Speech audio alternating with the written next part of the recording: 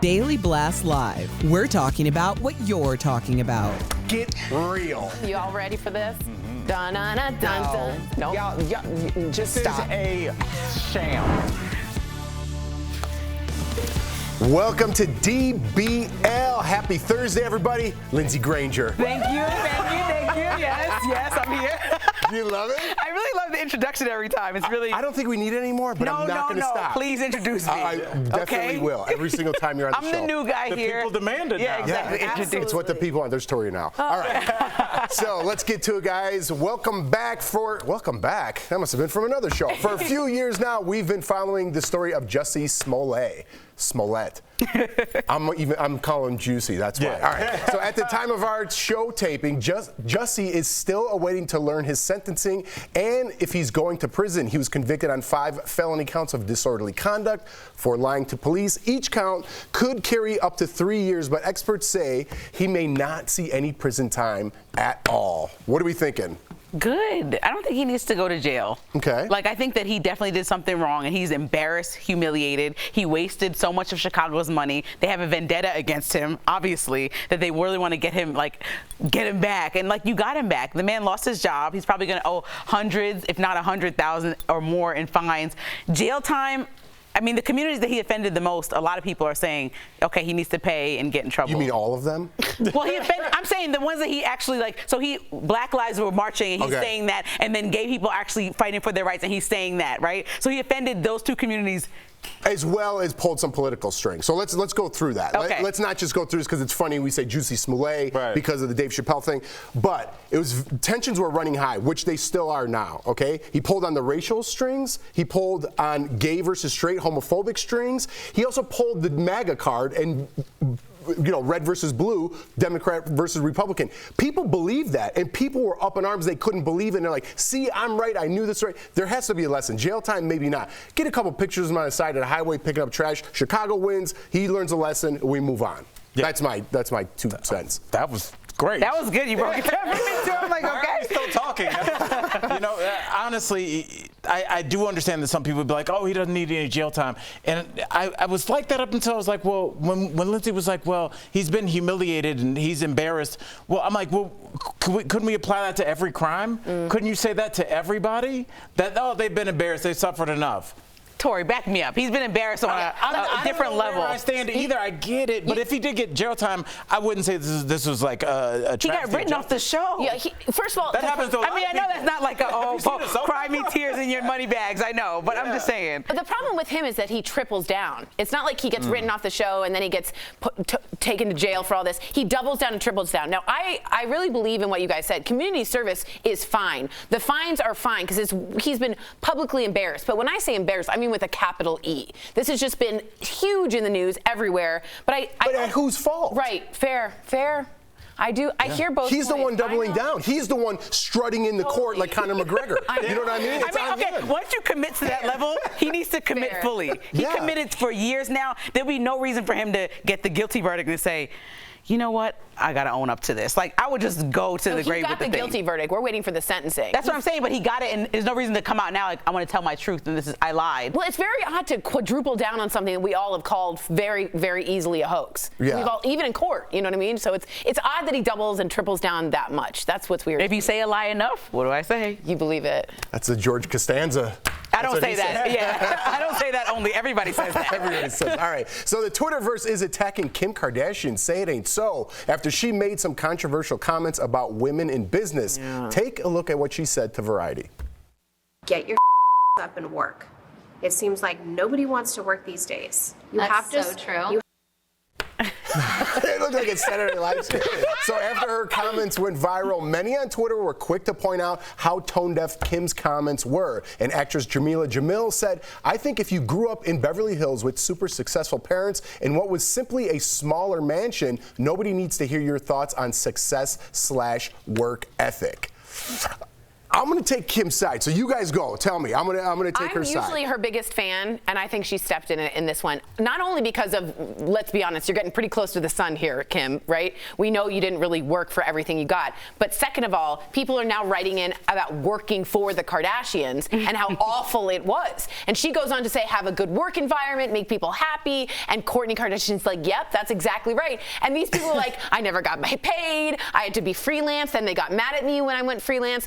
All around, terrible. The staging optics. Of that, the optics. Terrible. Okay, optics. so all right, you're winning me over. I'm not going to say that the Kardashians have poor business acumen. They obviously got it together with something, but at what expense? They decided they're going to put Kim's sex tapes out intentionally. That's what I think is the truth. And then they did that, and now that's the reason for fame, and everything she's going after is like comes from that. So don't tell people they should work hard at first. No, maybe they should do something ridiculous, get shock value, and then get money coming in because people buy the sex tape, and then use that money to do something. I'm got to tell you, the scale's going like this for me, so you guys are winning me over. I don't know if we're mad at people for doing business. I mean, a lot of people have sex tapes. They didn't make billion-dollar companies and empires off of them. It's so strange how we say that we don't want to shame anybody. So we don't fat shame, we don't skinny shame.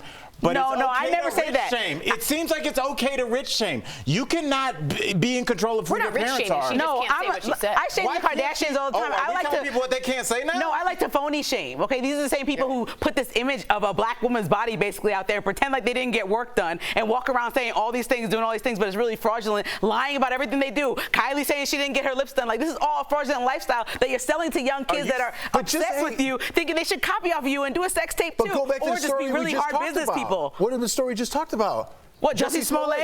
Phony baloney. Right, but Kim shouldn't be in jail. Neither should Jussie Smollett. Both phony. Yeah, you're right. You got me in the jail I think Kim has a great work ethic. I mean, she doesn't seem like a person that's sitting around her pool drinking Mai Tais. I don't know what year this is, but I don't see what she's skinny Mai Tais. There you go. I think that she does have a work ethic, and I do think I remember hearing Ronda Rousey, who's the UFC champion, and she said former, and her mother said, and I'm trying to think of how to say this, don't be a lazy woman, okay? And it was very rough language, but even though she's a multimillionaire, she says she takes that ideology to work every day, even from when she was in a trailer home. So I don't know, that ideology can be in you no matter where you come from. Do you not? Do you? I said they have great business acumen. I think Kris Jenner is a smart woman. I just said at what expense, and what you're teaching young kids is at what expense is that there's no expense to spare if you want to be famous and rich. So do you think she could have and should have said this?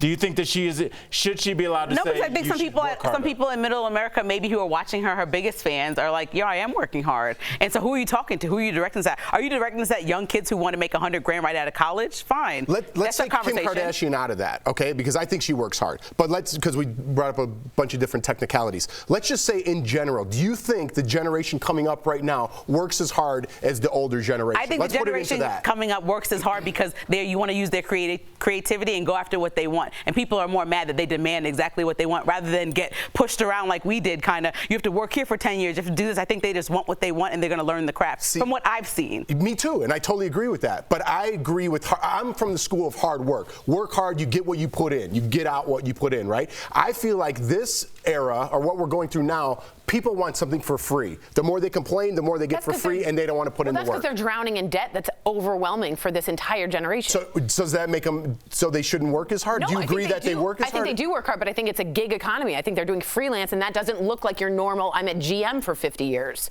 I mean, just take social media. We have a whole entire legion of editors, great editors that do it in 2 sequends. That's like brilliant. We have a whole entire legion of complainers on social media. Jeff. Oh my God. Did you just see all those Twitter had this? You can't do anything right. You can't do anything right. You just hate social media. I hate it. I can't stand it. Hey, write us in. We'll be back. Closed captioning provided by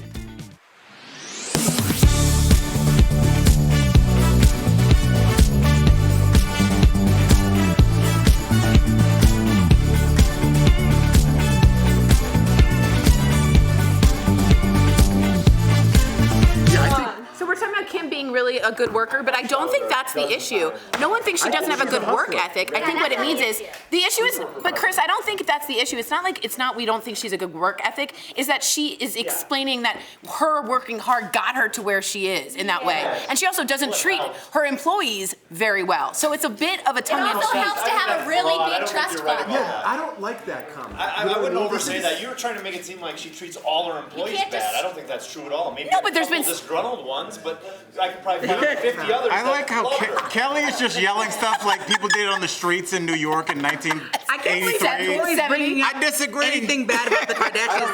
How much you love them? Treats her employees bad is fair. And I didn't know Al was going to go so hard to bat for the Kardashians. I didn't know until it started coming out. I just kind of want to argue about this. You said her employees because I didn't like that comment. I didn't like it when they said that about Ellen because two people are disgruntled. There's always going to be someone disgruntled. Yeah, and then to put down a two whole friends who work on Ellen who love her. Yeah, to put down the whole industry. The work environment's terrible. One person leaves here and badmouths DBL, and then now the whole world thinks DBL is a great environment. I have friends that worked at Ellen that said it was an awful time, and people got fired for sexual harassment, so it was a bad, toxic work environment. But for who? For a few? No. How much is too much? What thing is too much? Isn't a few enough? Isn't a few enough? Tori has a point. One Kardashian employee was not happy. No, there were several that wrote in and said it. Who? Several interns that said they didn't get paid and then got mad about doing freelance. It's a bad environment to work for the Kardashians. We don't know that. I said several people wrote in saying that. I didn't say every single one. I can't believe she's arguing against it. I would disagree with that. Internships are unpaid. I know, but things change. I wonder if internships are going to go away. Yeah, they did it.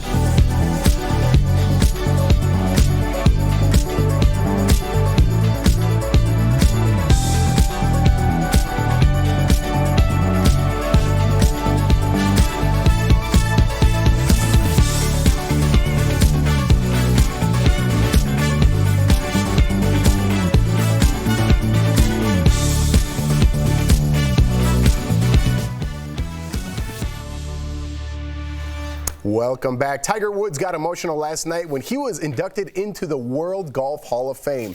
Check out what his daughter, Sam, had to say about her dad. Dad, I inducted you into the Dad Hall of Fame a long time ago. But today, I am so proud to present my dad, Tiger Woods, into the World Golf Hall of Fame. Without the sacrifices of Mom,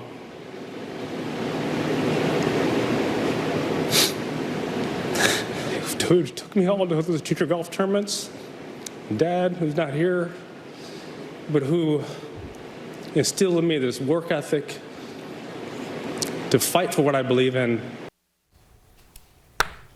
That's a beautiful moment. Despite what you think about Tiger or what he went through, there comes a point in your life when, you focus on your family, because that's what it's all about. And your daughter giving you that award, that's an amazing moment for Tiger. That was the best thing to me, to see your daughter up there being able to honor you in that way and know that, like, I think you're cool too as a parent. You want your kid to think that you're awesome. And I realized that when I was like 30. I'm like, oh my God, my parents are like superheroes for real. Instead of the way I looked at them as a kid as a superhero, I'm like, wow, the fact that they made it this far and did all this stuff for me. And doesn't having a child, Lindsay, kind of give you another respect for your parents? A whole new respect. Even though little baby, right? Right. What a jerk I was. Even at 0 years old, what a jerk I was. If Kinsley, my daughter, gets past the hump and starts to be like, oh, thanks so much, Mom, I'll be a proud mom. I'll be so happy about that. That's the moment. Yeah, I mean, I looked at this as just this full circle moment that you cannot see in your youth. When you're 20 or you're Tiger Woods and you're in your mid-20s and you're maybe the most recognizable person on the planet, I mean, you don't have time to think about like how your daughter's going to view this and how society will look at you.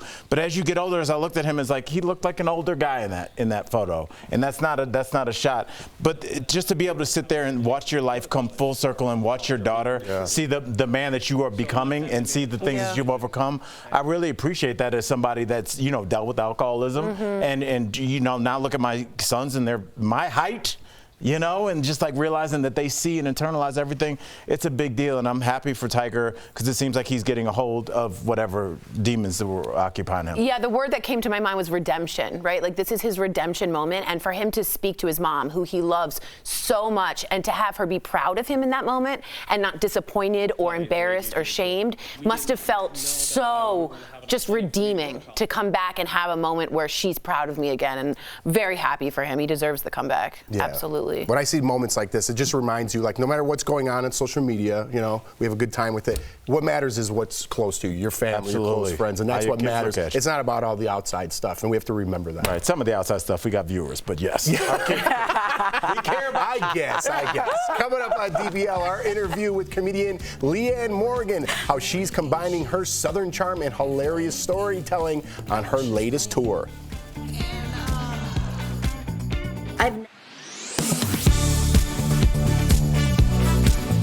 Russia's invasion of Ukraine continues to cause prices for goods to skyrocket. So let's verify. Why is the crisis in Ukraine affecting wheat and corn prices?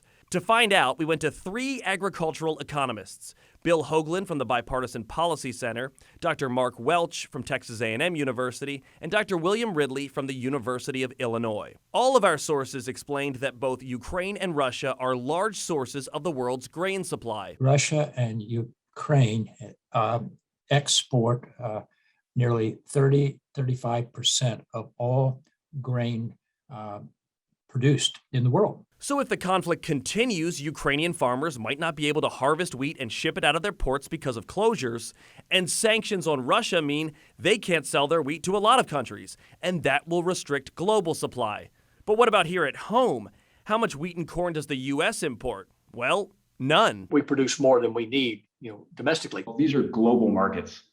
So a disruption in one country is going to disrupt the global market for this commodity. Grain, wheat, and corn, just like oil, gets measured at a global level. Any impacts on prices and availability that you're going to see are going to spill over to U.S. markets, and that's clearly already happening. Yeah, it matters because it's driving their prices up considerably just in response to what's going on globally. Add that to already high gas prices and high transportation costs, and you've got a recipe that could lead to higher grocery bills.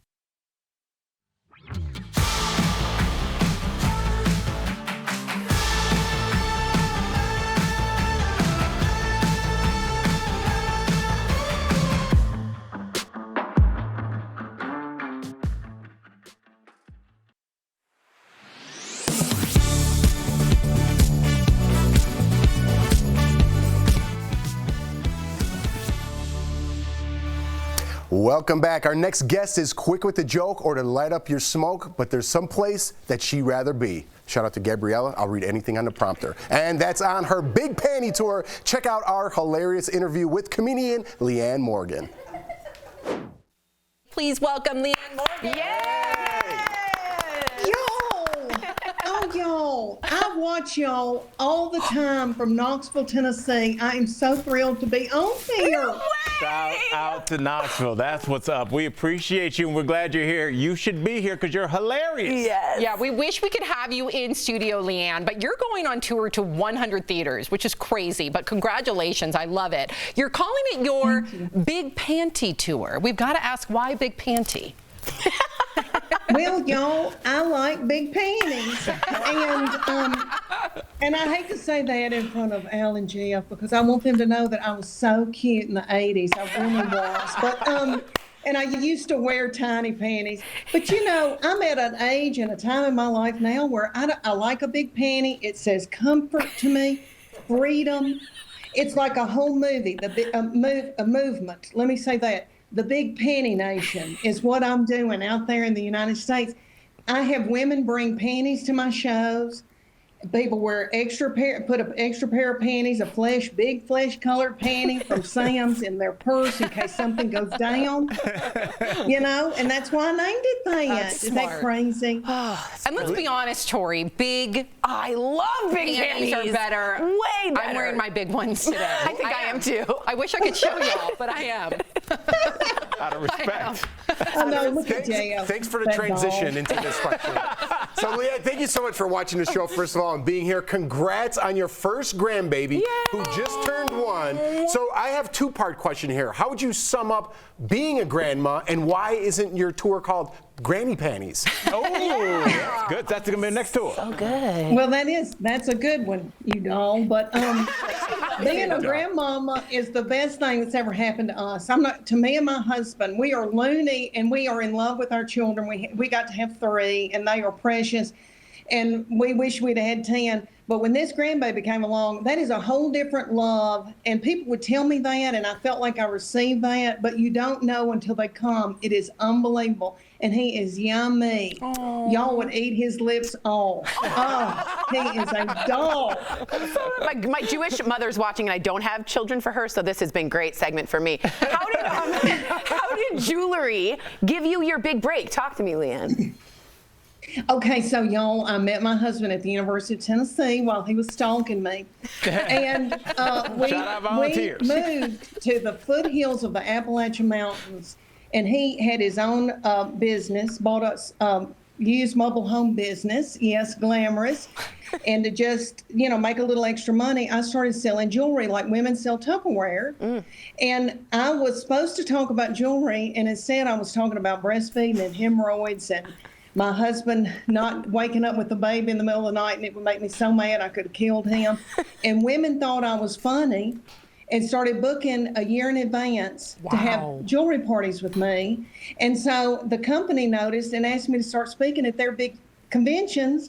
And that's when people would say to me, you need to be a stand-up. Wow. And that gave me the courage to try it. Wow. And look at you now. That's incredible. Al, as a stand-up comedian, I mean, that's like a... That's just, first of all, it's just good to see one of us make it. And just like we all kind of have these weird journeys. I was a teacher before I became a stand-up. It's a weird thing where you talk to people and then you're like, oh, people think it's funny when I talk about being a teacher. And next thing you know, somebody gives you $50 and now you're doing stand-up. Wow. And it's a weird thing. It's not like this thing like, I'm going to be a professional comedian. You just kind of fall into it. So it's just really good to see one of us make it. And I'm excited for your tour. We can't wait to see you out there. You should see our viewers. Our viewers I was going to say, our audience is going crazy. Eating you up. Yes. Our viewers are absolutely loving every single thing that you say. Hopefully they can join your tour. It looks like Jordan in a couple of years. Yes. Thank you so much for making us laugh today, Leanne. We needed it. We hope that you can come visit us in studio one day. DBL Nation, you can check out Leanne's website for tour dates. And don't forget to bring your panties. We'll be right back. Thank you. Bye, Leanne. Promotional Consideration is brought to you by The price of oil continues to rise. On Tuesday, a barrel of oil was trading between $120 and $130. Compare that to just a few months ago in December when a barrel of oil cost $68. During his State of the Union address, President Biden told Americans that the U.S. and 30 other countries that make up the International Energy Agency agreed to release 60 million barrels of oil from their strategic reserves. 30 million of that is coming from the United States. President Biden said these steps will help lower gas prices. So the question, will the release of 60 million barrels of reserve oil help reduce gas prices? Let's verify. Our source is Ray Trevino, Director of Operations for Pecos Country Operating, the Library of Congress, and the U.S. Energy Information Administration. According to the Library of Congress, the U.S. consumes an average of 20.6 million barrels of oil a day. Trevino says currently the United States produces a little more than half of that. America produces on a good day between 12 and 14 million barrels of oil. So we still have to get that difference on a daily basis. That's where we're getting it from Saudi Arabia, from Russia, from the other OPEC countries as well. If all 60 million barrels from the reserve were exclusively used in America and we were only reliant on that reserve, we would only have enough fuel for 3 days. The Biden administration has tapped into the reserves before. Back on November 23rd, they released 50 million barrels of oil from the strategic reserve. According to the U.S. Energy Information Administration, in the days following the release, the average price of gas dropped 2 cents. By December 6th, it only dropped another 3 cents. It was so quick. They did drop and then they went right back up. Trevino believes the same will happen again. He says tapping the reserves may put a small dent in gas prices, but not enough to justify using a stockpile that's meant for emergencies. We'll do nothing but put another Band-Aid on a very big wound, and we will only hinder ourselves if we ever got into a serious emergency here in America. So we can verify that no, the release of 60 million barrels of reserve oil will not help reduce gas prices in the long term. After he invaded Ukraine, Vladimir Putin put Russia's nuclear weapons on high alert. That alarmed people around the world and led to reports of people across Europe stocking up on iodine pills. But can iodine pills protect you from most radiation effects in a nuclear attack? We'll verify using these sources. Over-the-counter potassium iodide comes in pill and liquid form, and it is shown to be useful in preventing thyroid cancer caused by radioactive iodine, especially in children. It basically loads up your thyroid with healthy, normal iodine so that there's no room for the radioactive version. But that's all it does. It doesn't prevent your body from absorbing other radioactive elements. And a nuclear bomb emits a lot more radioactive chemicals than just iodine. So in the scheme of a nuclear blast, these pills won't do much. The chairperson for the Czech Nuclear Safety Office called them, quote, basically useless in that worst case scenario. So no, iodine pills won't protect you from most radiation effects in a nuclear attack.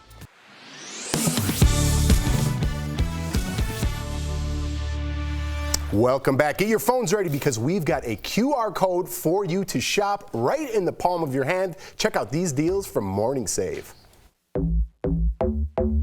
Steph, so excited for today. What do you have for us? Hi, Tori, and hello, DBL Nation. I've got some amazing products and fabulous deals just for you, so let's get started. First up, we've got Eufy RoboVac 15T robotic vacuum cleaner. Ooh. I know. It operates with the included remote control or by its touch panel, which is compatible with Alexa and Google. What? So normally, this is $200. But we've got it for $119, saving 41%. And Tori, we've got a great deal. It's Mask Bar Exfoliating and Moisturizing Foot Treatment Bundle. I need this. So this deal includes 2 pairs of exfoliating masks and 4 pairs of moisturizing masks. And these are safe for all skin types. Nice. Normally it's $40, but we've got it for $19, saving 53%.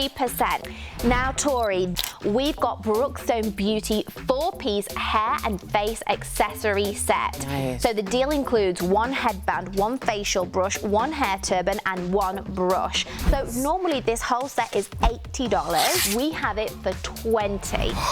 Yes! Saves everyone at home 75%. And last but certainly not least, we've got Tumbled Vintage Wash 6-piece extra soft sheet set.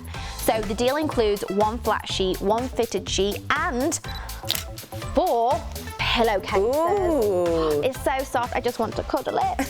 So normally, this is as much as $90 for the queen and $100 for the king set. But guess what, Tori? What? Please. We've got them for $29. I love that. Head on over to morningsave.com to snag these amazing deals at the lowest prices. You can even visit morningsave.com on your smartphone. Thank you so much, Steph. Are you guys loving like those little vacuums, the robot vacuums? There's a bunch of different brands. Team Robot Vacuum for about 5 years. I love them. I'm trying to convince Lindsay to do it. I need one because Kinsley's starting to smack things off the countertop and like a cat. I'm not having the time And to you could clean. just like set it from here, boom, later. From here? Yeah. Oh, okay. Robots are going to take over the world. Yeah, it's an app. Oh, I need a sweet deal. They'll never be hosts. See you tomorrow.